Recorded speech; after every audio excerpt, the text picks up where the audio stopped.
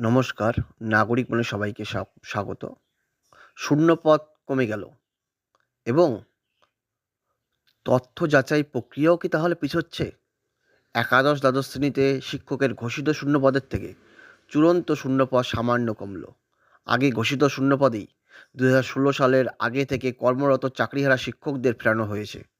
সেই কারণেই ঘোষিত 12,514টি পদ থেকে 69টি শূন্যপদ কমেছে বলে শিক্ষা দপ্তর ও এসএসসি সূত্রের খবর।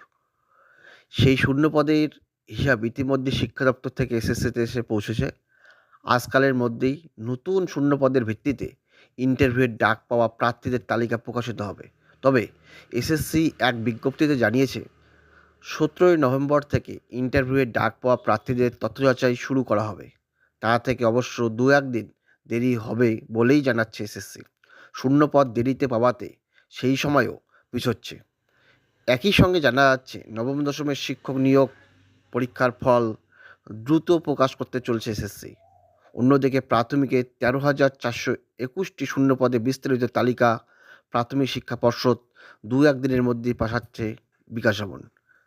সেক্ষেত্রে প্রাথমিকের ইন্টারভিউ শুরুর সম্ভাবনা তৈরি হয়েছে। ধন্যবাদ।